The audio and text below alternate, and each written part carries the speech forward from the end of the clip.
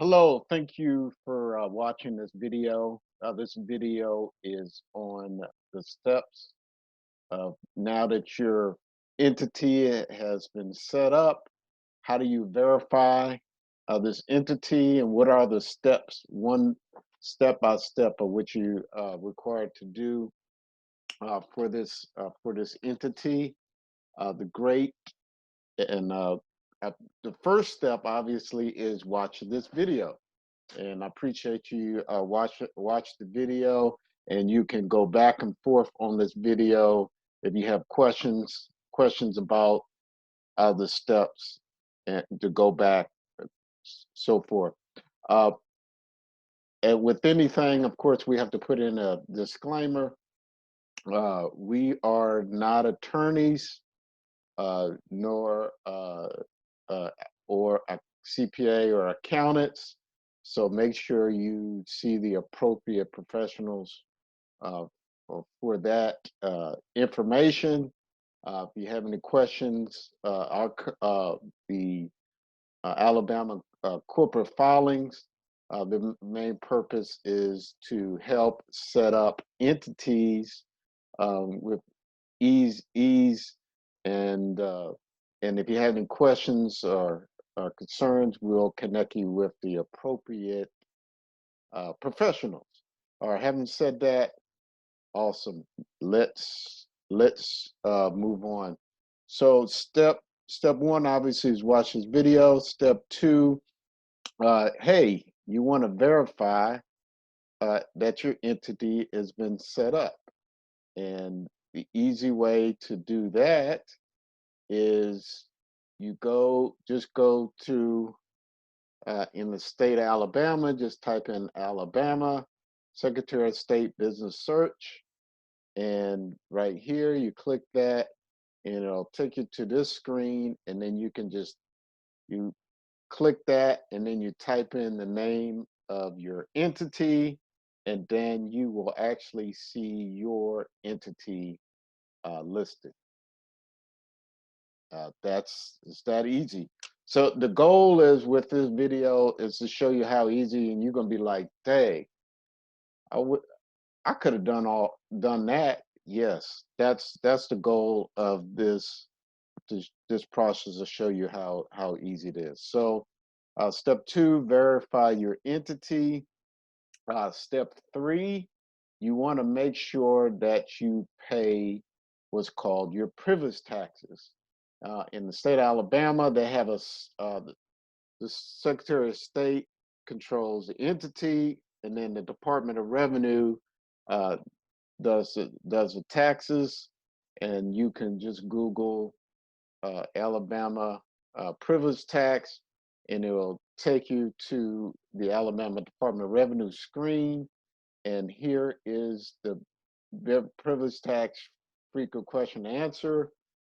If your entity, if your address and you personally was set up as what's called the registered agent, which means the the individual or company on record to take information from the state regarding the business entity, then you will get the actual instructions will be mailed to you on exactly what to do and how to complete it. But the one thing on the website I would like to show you is when are they due, and depending on the type of entity, so it's like for limited liability companies are due no later than 2.5 months after beginning the taxpayer taxable year. So typically what happens is shortly after the entity is set up, you have a few months to go ahead and pay your privilege tax for that year. So that's step three. And you make sure that you do that, because what'll happen is then you'll have penalties associated when you don't do that. All righty.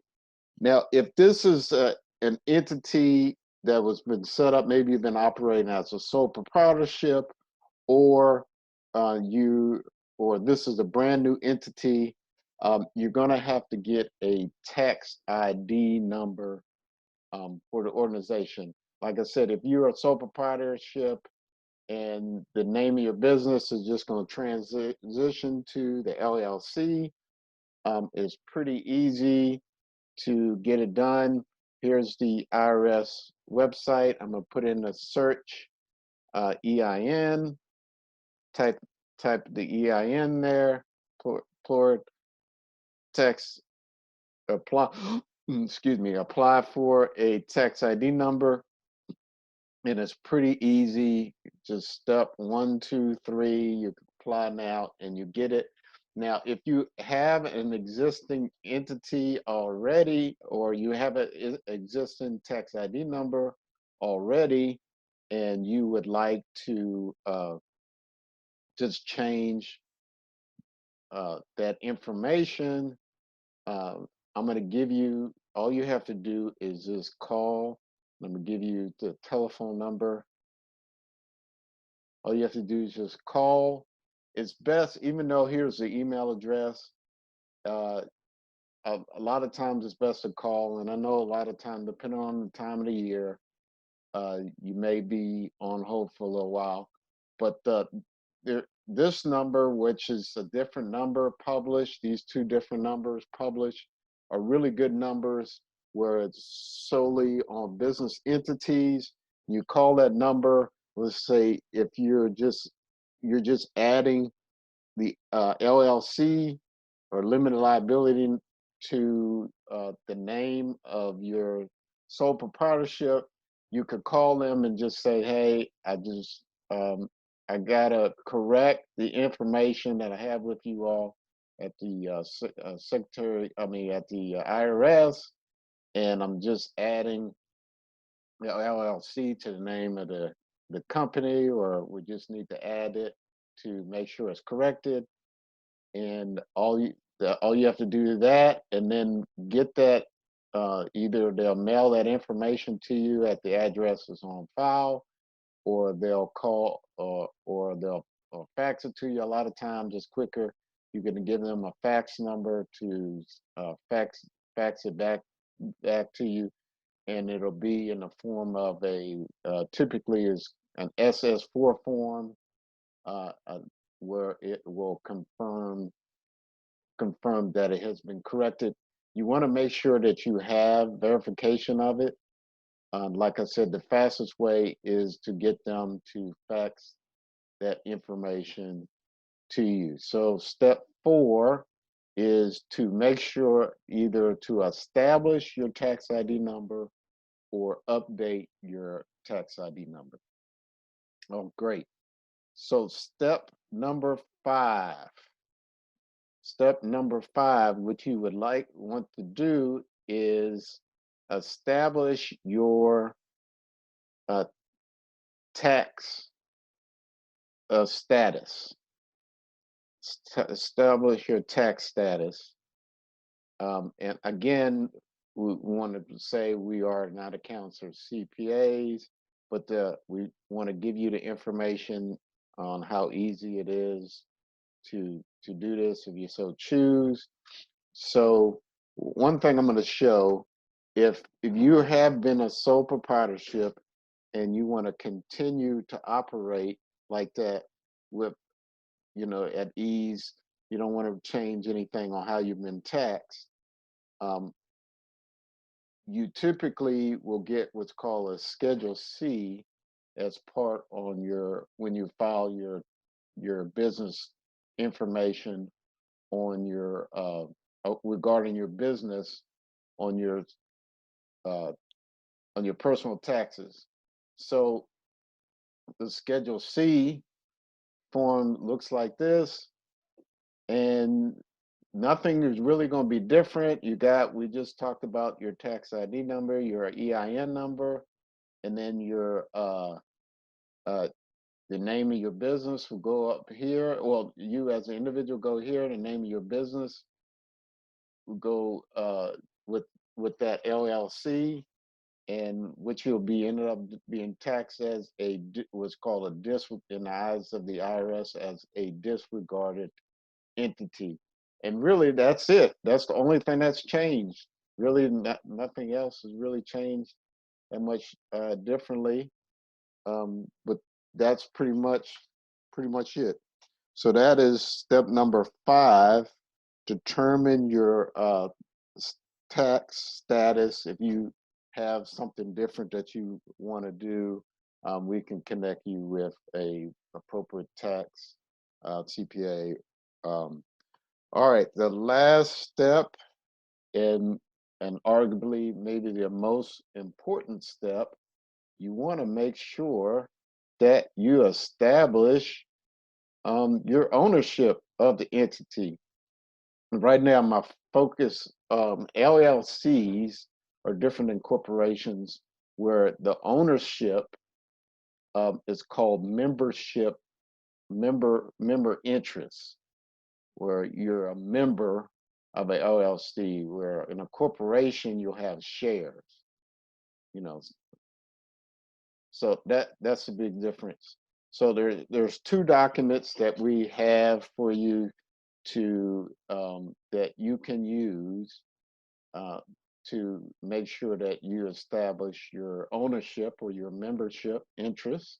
So right here, I say I'll certify that I'm the managing member of, and then whatever your entity, ABC LLC, and then the following persons hold position in the company or percentage of this company.